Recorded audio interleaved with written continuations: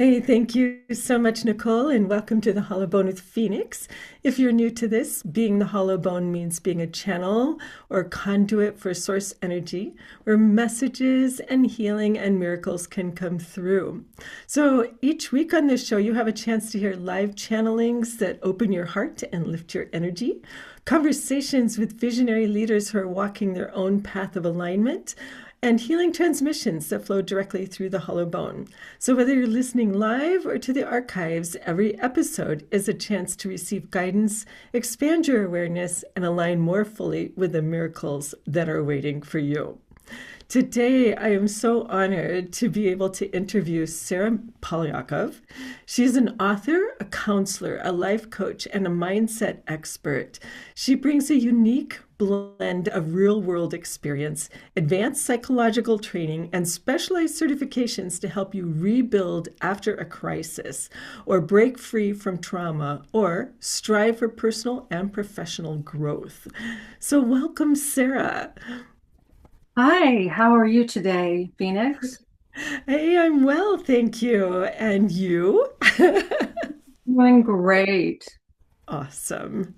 So one Yes. of the reasons you're here is because yes, you're an author, and I know you have your own book, which we do want to hear about too. But first, I think we need to talk about Every Heart Holds a Miracle, version 7 of the Mission Hope series, the best-selling series, right? And you have two chapters in here. And these chapters are definitely in the miracle category, wouldn't you say? I think so, yes, especially since they were medically documented. Yes. So, do you have one So, you want to talk about first?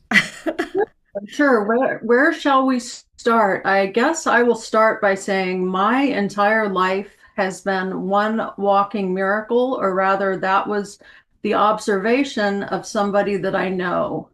She Yeah. says that my life has been one walking miracle, and she's asked me before, haven't you fallen into any holes? Well, of course, we all do, but I guess that's where I will start. So those two chapters were just a small slice of what I experience in daily life, and I like to try to pass that energy along to whomever I am working with. And yes, let's talk about the book. I love the book because it was unfolded through spirit. I know you've interviewed Shar and Yeah. you've heard a story about how it unfolded through her when she was in a deep meditation. And this is really a spirit-driven series. And Mhm. that's one of the things I love about the Mission Hope series. Yes. Yeah. And it helps so many people. People just, I mean, they were lined up waiting for version 7. They just were like, oh my gosh, when is it coming out? We can't wait. We love all of them. I Since the authors actually don't get a preview of each other's stories, I have to say I was one of the people, yes, who was lined waiting for the book to come out because I wanted to read everybody else's miraculous story. That's how I felt too, and especially being the interviewer and lining everybody up. And I'm like, I sure hope I can get a hold of some of these stories ahead of time. Right? What was your favorite story? Well, What was I your haven't finished reading them yet. Oh, But I definitely sat down to read yours. And thank so I you. think we're Thank you. going to talk about yours today. Now, in the way that we've been doing it so far, um, we just talk a little bit around it and maybe give some of the background material and information around it so that people are enticed to read the rest of the story on their own. Because to me, that is where some of the blessings come through when they can savor it, in their own time and in their own way, and not have a spoiler alert, if that makes sense. I agree wholeheartedly, and I would love that. Awesome. So the one I think I'd like to start with is it happened on the third day. Yes, and it truly did happen on the third day. That chapter is quite literal. The chapter title there is quite literal. I bet. So I had a very troubling pregnancy, and I suppose I can tell you some things that I didn't put in the book, or rather, I don't remember putting these in the book. But I had an undiagnosed illness during that pregnancy, and little did I know that at the time I actually could have died during that pregnancy. So that's one thing I did not put in the book. Yeah. Yeah, so I had a very serious undiagnosed illness that had through the entire pregnancy, and I still have this illness, but we're not supposed to have children. And I could have died during childbirth. So that's one of the things that I did not put in the story. I focused more on what happened with the child himself. So. Absolutely. And when did you find out that you had this undiagnosed illness then? Well, it was a lifelong journey that I will give a spoiler alert because I do like to talk about this. The illness is called acute intermittent porphyria, and I wanted to give a shout out to the American Porphyria Foundation because they have been a lifeline for me after I was diagnosed. This is a very rare disease, and it's what do I say? You can die for it, and hormones trigger it. They're one of the things that trigger it. So they tell women with this disease don't have children because it can trigger a deadly flare up. Goodness. So I was diagnosed after my second son was born, and I was actually during the middle of the night. I don't believe I put this in the book either. I was having trouble breathing, and I kept calling the nurse, and she was very, very young, and she had not had children yet. And I kept telling her, I can't breathe, I can't breathe. And she said, "Oh, honey, you're just having an anxiety attack." And then she would leave the room, right? Oh, Meanwhile, my husband he sleeps. When he sleeps, he sleeps. A fire alarm could not wake him up. So I was trying to wake him up, and I was very weak from not being able to breathe. So I couldn't sufficiently wake him up. And what I didn't know at the time was that was a deadly attack of acute intermittent porphyria. wow. So I also did not put that in the book. Oh my So, gosh. so yes, Wow, that must have been terrifying. it was terrifying. So yes, I almost died in the middle of the night from an attack of acute intermittent porphyria, and the nurse did not take me seriously. She said it was pregnancy anxiety. So I had to really lean on God that night. And that's what I had to do. I had to lean on God for me to come through it myself. And then we Right. know what happened. We know what happened after that, which is why people really need to read the story. Absolutely. So that was right after you gave birth?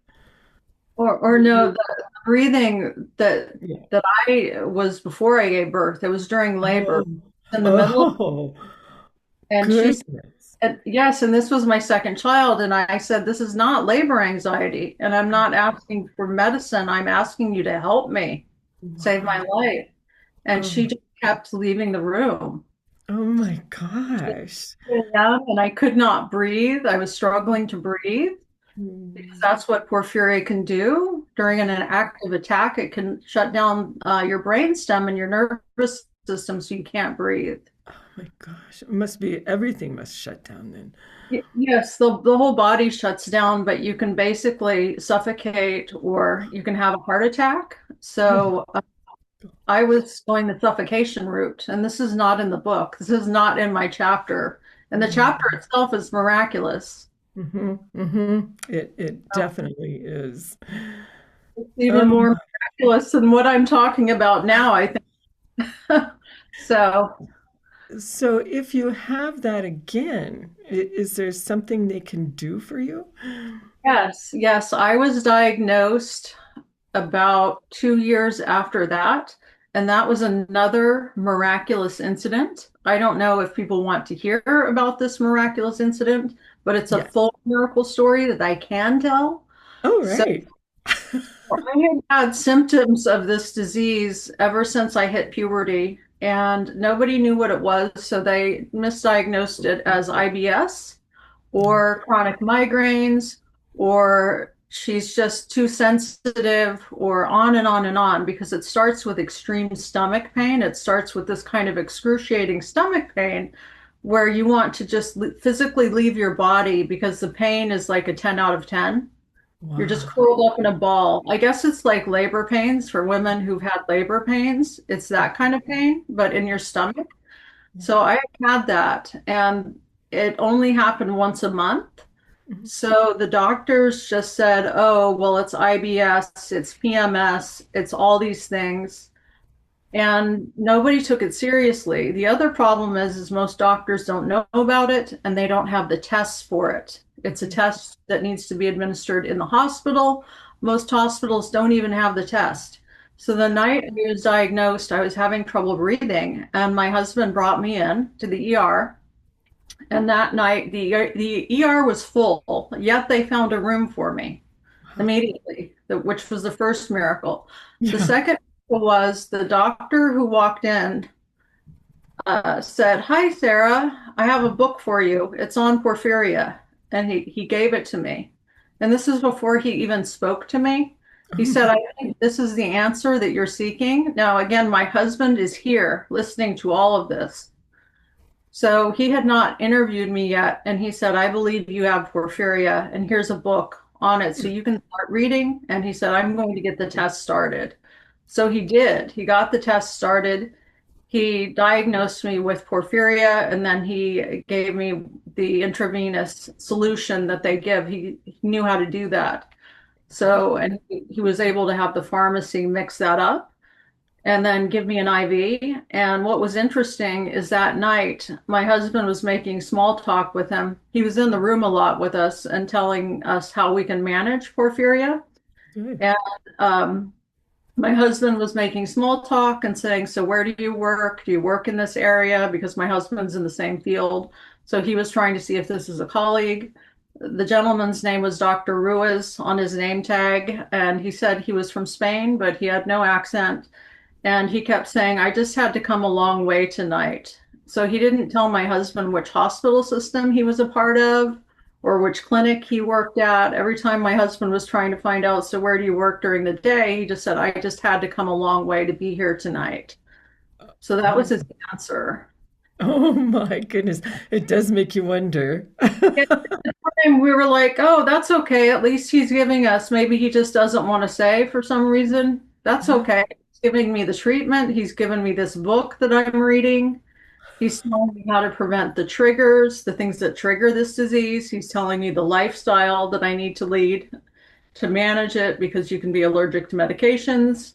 You can be Oh, allergic to all kinds of things that can oh, trigger the disease." So he was busy telling me about this. So we never found out where where he was from. And then another miracle happened that night, since we're talking about miracles.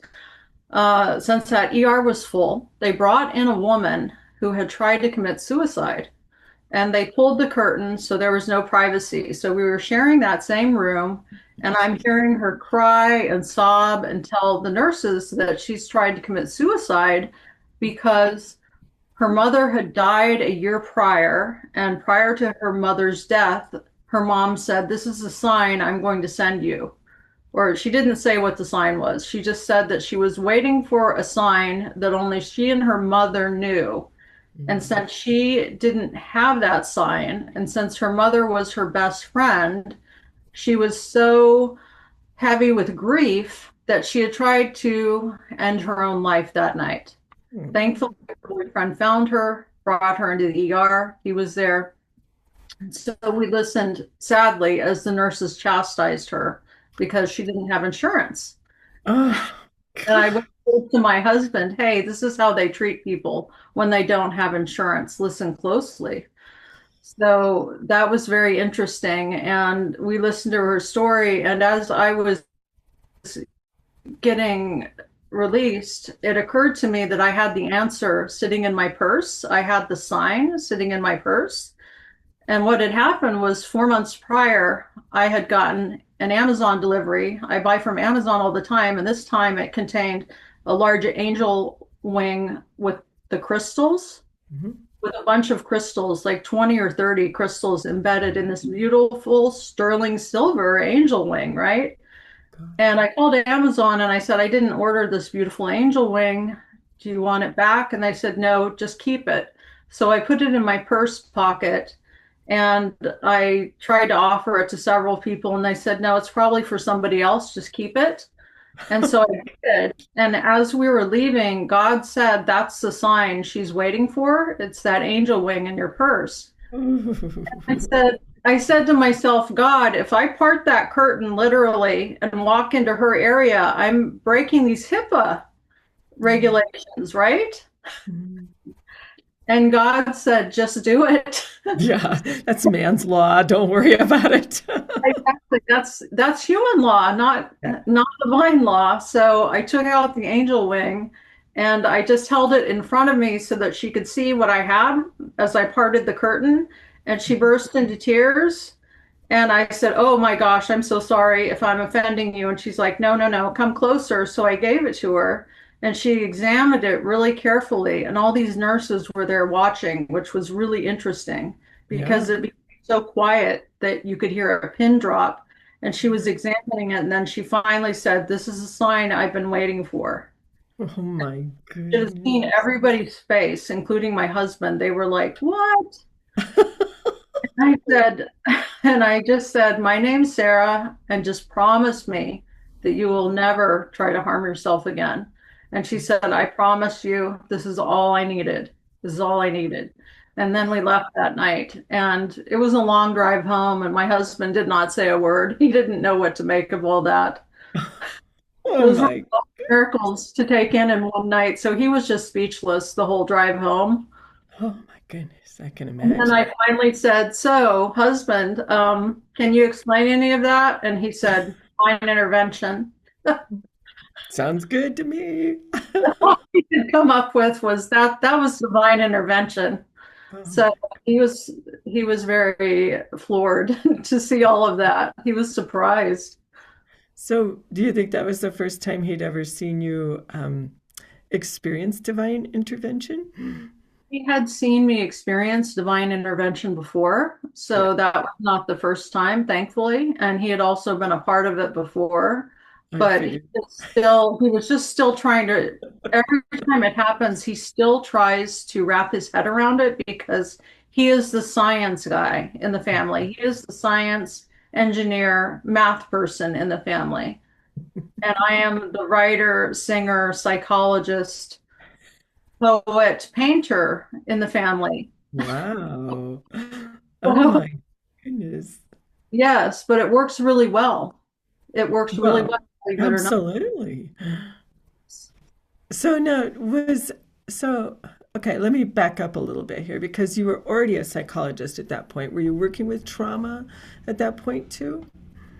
I was just becoming a psychologist at that point in time. That was my second career. Psychology is my second career. I was in corporate until my second was born, and we decided after what happened in the book, so Hmm. people need to read the book.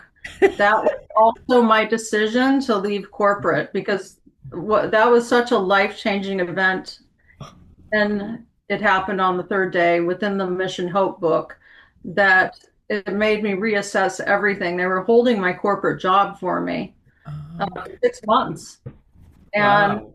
yes, for 6 months. Now it wasn't paid, but they were still holding it during sort of the recession for 6 months. And I just reassessed everything and I said, you need to find somebody else because I can't ever come back to these 60-hour weeks after Right. what I just experienced Hmm.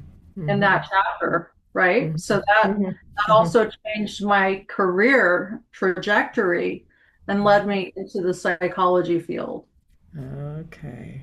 And then at what point did you branch off into like helping with trauma and trauma release and all of That that? was something that came to me right after I had graduated. I didn't want to set up a practice outside my house. I didn't Hmm. want to do that. I didn't want to begin another job where I was outside the house. So I knew I wanted to work online with people all over the world. And I found some people who were running a blog and they needed a psychologist who was also a writer.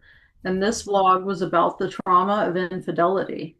Oh, So I wrote to interesting. them and said, "Hello, here I am."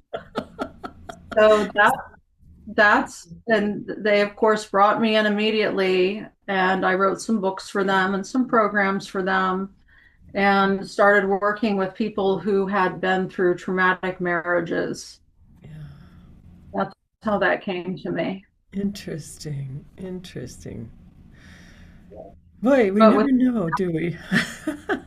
With infidelity, though, it's you need to know about trauma in general because yes, there's infidelity, but there's this all kind of this trauma fallout, this trauma dump that comes out Yeah. when people have been cheated on. So if they have childhood trauma, that comes out, right? Mhm, If they've mhm. had any kind of trauma in their life, all of it comes out, not just the trauma from what happened in the marriage. Yep. So that's how trauma came to me. It's a holistic thing.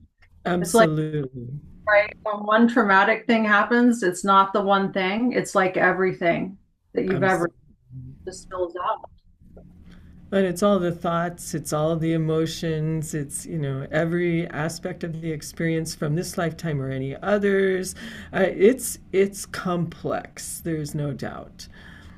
Mm-hmm. Yes. Mm-hmm. Mention multiple lifetimes, exactly.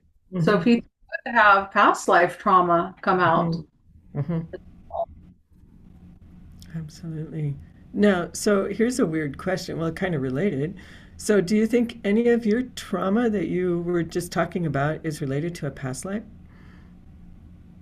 So the trauma with my illness, for Mm-hmm. example, or, Yes, uh, just for it starters.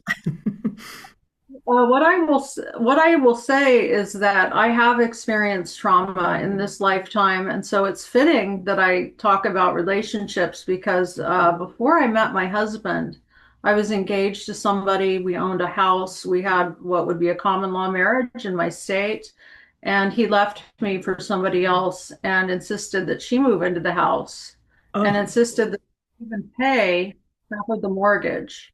oh. So it was harsh. It was really harsh. And I also found out that I had gotten a type of cancer as well during that Mhm, time. So everything fell apart within 2 weeks. So that was a trauma that I had experienced in this lifetime. mhm. And so I think that that sort of qualified me to work with infidelity because I didn't know she even existed. I didn't know there was a she Oh, until it all just fell apart. what a shock to this system.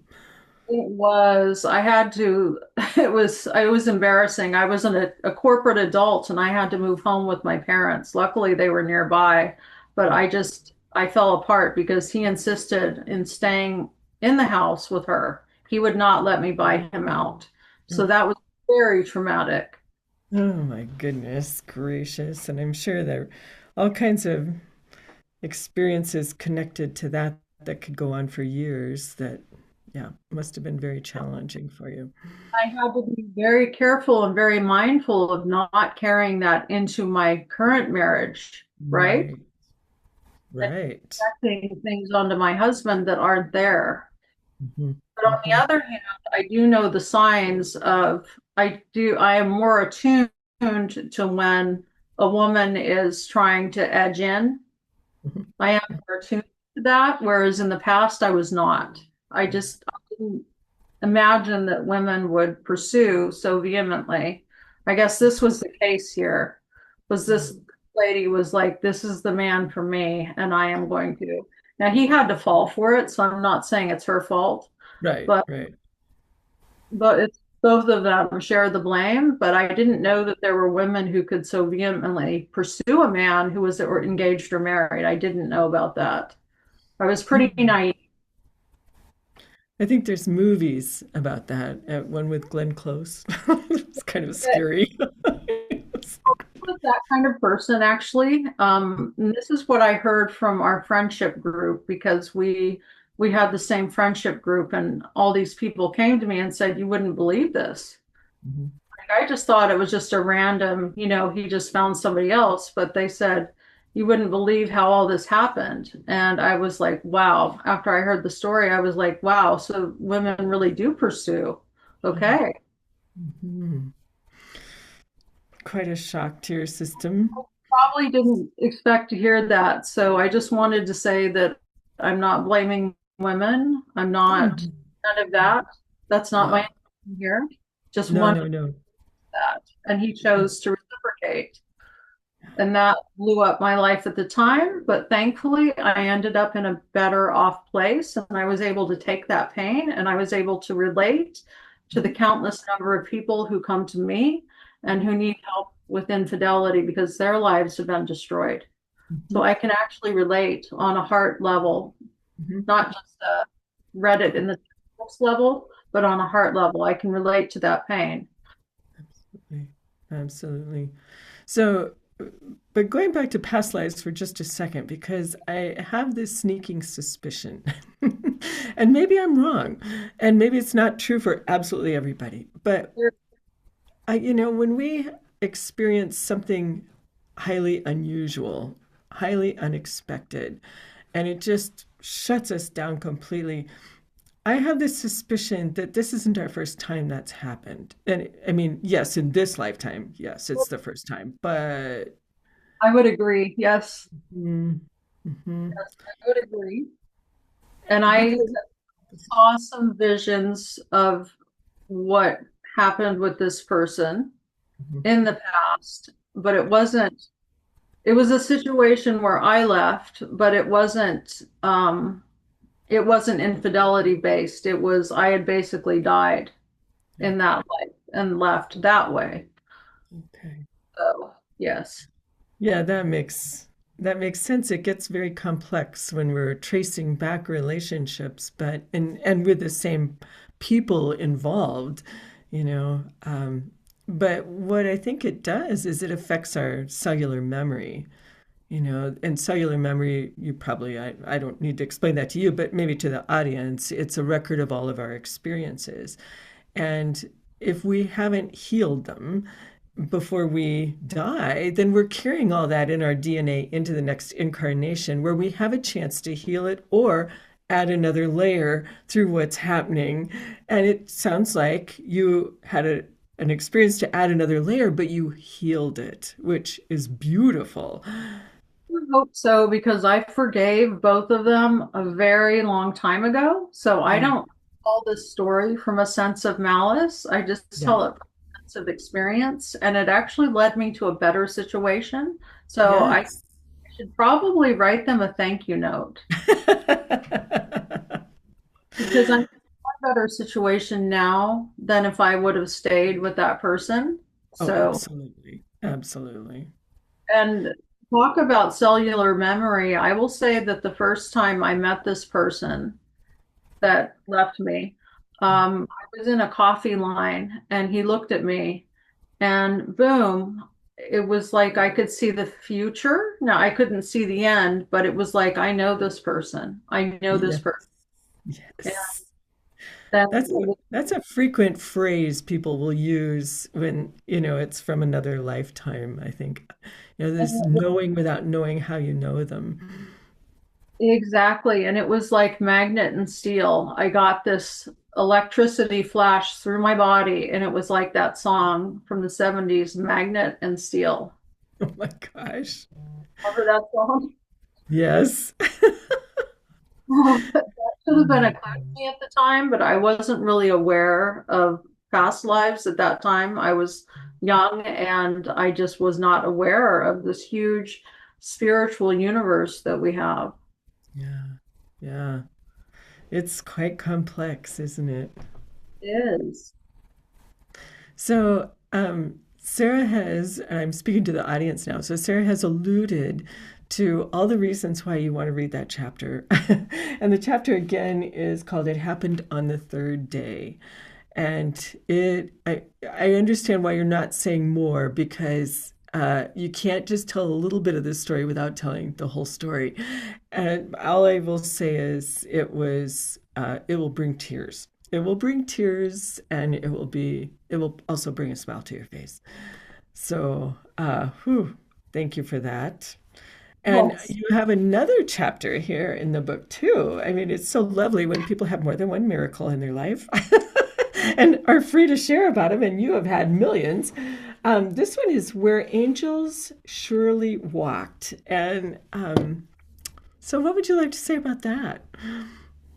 So my dad was in a nearly deadly motorcycle accident. It should have ended his life.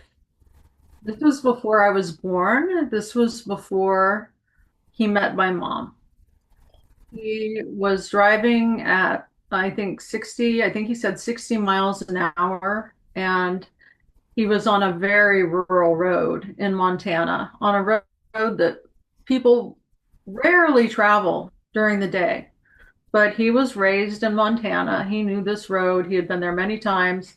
It was nighttime. He took a curve in the road at about 60 miles an hour and he wiped out. Right. So what are you going to do? I mean, I can't even imagine. I guess he was just crushed. He was crushed. And lo and behold, a white van with two men dressed in white came along.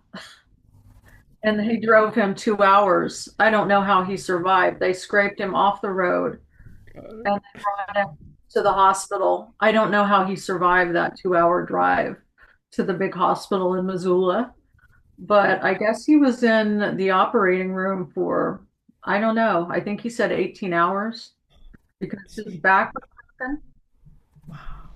He had lots of internal injuries, internal organ injuries, a broken back, Wow. and he was paralyzed. And we'll And leave this we'll there. leave it there. Well, what I find interesting parallels between your two stories is you've got these people that just show up with all the answers, able to help, and nobody knows anything about them. Those two men never returned. Mm-mm. They never checked in to see how he was doing. They were never seen again. And just think of it, the van and white men in white suits. Is that what you said? It's like, It's like, could that be a bigger signal? Because we look as beings who are wearing white, yeah, why exactly. they appear in white? But of course, with modern technology, they're not going to appear with a chariot because nobody would understand that. So it has to be a white van. And then the Dr. Ruiz from your other story, who wouldn't ever tell you what hospital he was from, but he had the book in his hand. He knew immediately what you needed, and he hadn't even talked to you or done any intake on you. I mean, hello? What are the odds here? I don't know. And when we went through the medical chart, well, I wanted the medical chart. We wanted to send him a thank you card, and there was a different doctor's name on that chart, and it was a female doctor. So my husband called the hospital and he said, I really want to thank this Dr. Ruiz. And they said, we have no record of this person. Oh my gosh. Now that's enough to give anybody shivers. Or there's more about Dr. Ruiz. One day I was having an attack of porphyria, and my current doctor gives me a medication protocol that I can take at home for emergencies. So I take it and then I go to bed. That way I don't have to go to the hospital most of the time. He's figured out a workaround. But Oh, I was laying in bed thinking, I wish I had Dr. Ruiz here to reassure me. I was so ill. And what happened is my mom came over. She just happened to drop by. She's no longer alive, but she was alive. She happened to drop by and she had been at an estate sale and she found a painting of a Cocker Spaniel that looked just like the Cocker Spaniel that we had had that had passed away. And she saw it and she thought, oh, Sarah would love this. And so she was 10 minutes away from us. And so she walked into the house and she's like, Sarah, she found me in bed. She's like, look, I've got this painting. It looks just like Sammy.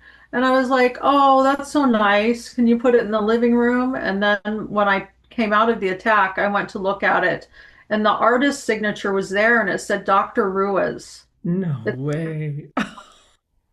So I don't know if DR was an initial, but it was Mhm. DR Ruiz. Oh my goodness. You can't make this stuff up. That's, really that's should be the subtitle of all of these miracle stories. You just can't make it up. This is just amazing. I'm not a fiction writer, but if I were a fiction writer, I wouldn't know how to make this up. It's I know, right? outside of anything I could even think of. Yeah. Yeah. But my mom was also somebody who was an energy healer and somebody who had also experienced miracles. So this was something that was in the family already. Uh-huh. Wow, that lineage. Mm-hmm. Yes, I have clairvoyance on both sides of my family, Oh my goodness. clairvoyant parents. Wow, that's unusual to have two of them. Mm-hmm. Yeah, my dad has his own clairvoyance and he approaches it with he's very curious about it. So, and my mom, she embraced it and she was basically an energy healer. Wow. Primary profession, but she did that, yes. Well, that must have made for an interesting upbringing.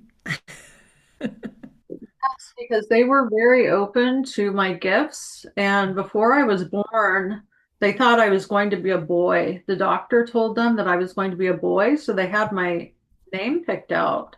I was supposed to be Joseph, but they had a Scandinavian friend, or not, she was actually Icelandic. She was an Icelandic immigrant who had moved to the US as an adult and married my dad's best friend. And she told my parents, you're not having a boy, you're having a girl, and she's going to have some really special abilities. So when she starts talking about things you don't understand, you need to believe her. So she actually predicted it. Oh, wow. And they were open enough to listen to that, right? Oh, absolutely, because my dad had seen some things. This Icelandic woman is also an energy healer, so he had seen some of the things that she had done. Mhm. He had witnessed it literally, and she came from a very long lineage of female Icelandic shamans. Gosh, so wonderful. Yes, so he had seen it firsthand, and so he believed her. Thank goodness, and she's Yeah. a wonderful person. So, but I So, refuse. But they didn't know I was a girl until I was born. And so I kind of refer to that as the first prank I played on my eyes. Not a Joseph. And they well, kind of, and I've had that. I've had friends who have had that experience too, where they believe that the baby's one way, and then the baby's born, and it's like, no, they changed it the last second. Even the doctors are like, what? saw that I was a boy. So that's what, oh my goodness. Now we have another dog joining us. Okay, Oh sorry no, about it's all right. This happens a lot with energy work, especially, and they like to just get active with it. it. So upstairs. This is our new puppy named Arrow Angel Wings. And there he goes. My Okay. goodness. So you're no stranger to the esoteric arts, I guess it would be a good way to put that, or the intuitive arts. Yeah. And I'm curious as to why you didn't go into that avenue more. And well, I think I use it in my work all of the time. Uh-huh. I think it's Yeah. everything I do. So it's Yeah. always there. Yeah. Just that I don't have any experience with having a business as an energy healer. I wouldn't know where to begin. Hmm. My mom Hmm. just people just knew about her, so she had people calling her all the time, but I wouldn't know where to begin. So Yeah. It's a different yeah. world. Yes. And so you're living it. Hmm.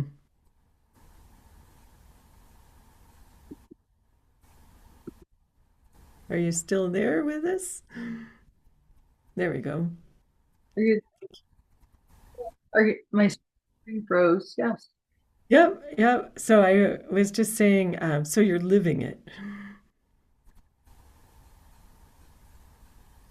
Oh, this is, Yes, living it. Exactly.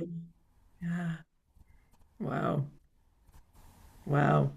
This is pretty fascinating. Okay, so now, is there anything that you feel is needs to be said that you haven't expressed yet?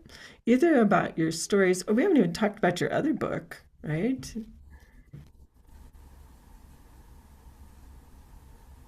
Right. Yes. So, yes, I have written another book with a co-author. Zev Halpern is my co-author, and it's called Discover Your Amazing Edge.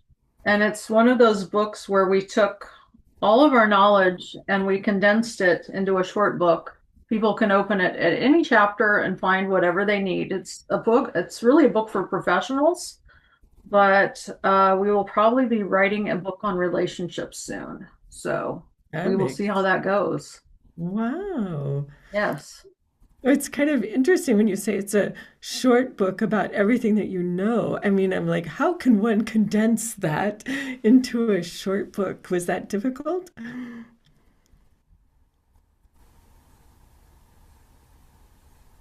No, not really. We didn't want to spend a lot of time, so we just really truly condensed our Mhm. knowledge. We decided, okay, what chapters? It's for professionals. So it's there's nothing esoteric in this book. It's literally a book for people who are in corporate or entrepreneurs or solopreneurs. It's really for them, and it's just a book that you can open to any page, any chapter, and you can get some insight into your professional journey. So Oh, it was, I think it was one of those books that was meant to be because it was so easy to write. And we did a lot of dictating as well, and I think that shortens the writing piece. So it really flowed. We would record our conversations, dictate, and then we could edit from there. And that's nice. probably a good thing Yeah, to the core idea that way. yeah. I love that. And is that available Yeah. on Amazon or someplace like that? Everywhere, yes. It Good. should be available everywhere. This is published 2024, I think so. Recently. Mhm. Yeah, 2024. Mentioning it. I appreciate it. And here Yeah, it well, is. People are watching. So there we go. and you have a poster behind you too that is from the cover there. Yes, that's our yes. We have the Your Amazing Edge podcast where we talk about two things. We have the professional aspect. Sometimes we'll talk about business. Other times we'll talk about relationships. So it's all about success. The thread that pulls it together is how to have success in these areas. Perfect. I think it's amazing that you were able to nail it down to those two succinct categories. They're they're huge categories, thank goodness. Love and professional success, but we take aspects of them. But the book is only about professional success. Okay. So yeah, it's a Yeah, so it needs book. a I like follow-up. it. It Absolutely. does. Yeah, it does. It was a pleasure to write. I love writing. So I feel like writing, when we get the stories out, when we get the writing out, it does something to our body. Do you feel that way? It makes us Oh, lighter. Do you ever feel like when you get a powerful story out, you feel lighter? absolutely. Absolutely. So Sarah, before we close here, I just wanted to read, you have like a mission statement at the very last part of one of your chapters. I think it was the one about your father. And oh no, I know it's like your bio. And it says, at the heart of her mission is a simple truth. We are never alone in our journey, and every challenge can be transformed into a gateway of growth. I just thought that was so perfect, especially for everything that you have described today. And that's only a tiny piece of your life. And I'm feeling all the miracles that you have experienced in your life, and I see how this mission has been your drive throughout all of that. I just think that's beautiful. Thank you. Thank you. Thank you. Yes, we have a choice in life because everybody is going to face difficulties. So we either let them bog us down, chain us down, and sink us deep into the ocean. Now, I love the ocean, or we use them for transformation. In the book that Zev and I wrote, we say we turn stumbling blocks into stepping stones. Yeah, yeah. So whatever that is that's holding, you turn it into a stepping stone. There's also a song about that from the 90s by Larry White. So Oh that's my, where we got the idea from. It's a great song. It's called oh, Stepping Stones by Larry White. interesting. I did a channeling with the Hathers once, and they were talking about our stepping stones too, and whether or not they were stumbling blocks or like little grains that you follow. So, so I'm very familiar with the concept, and it's perfect. And that was from, so we got it from the song again from the late 90s by Larry White. It's a country Perfect. song and it's wonderful. If anybody needs an uplift, even if you're not a fan of country music, this song is an uplift. And Nice. that song kept me going many times. Perfect.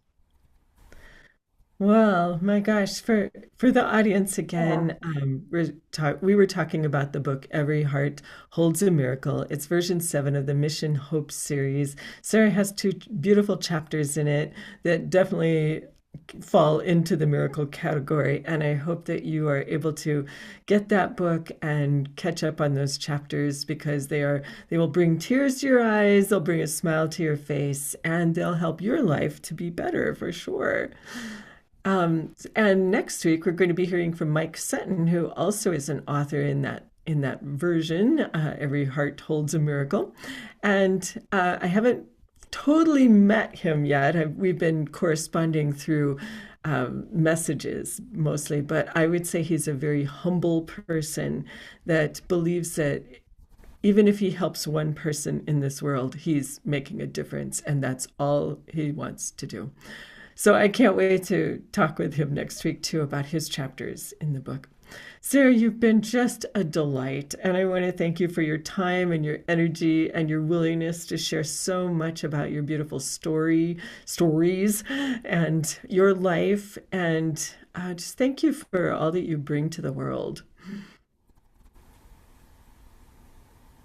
Your beautiful energy and everything that you bring to this world every day, every week. You are such a lovely person. Thank you for having me as a guest. Oh my goodness, it's been my pleasure, and I suspect the pleasure of all of our listeners too. So I want to thank our listeners, either live or on the replay, and just know that you are walking, talking miracles also, and making a difference every day. And just hold that thought as you go through your most challenging times, because they will serve you. All right. Thanks so much. And namaste to Sarah and to all of our listeners and to Nicole behind the scenes. Thank you so much.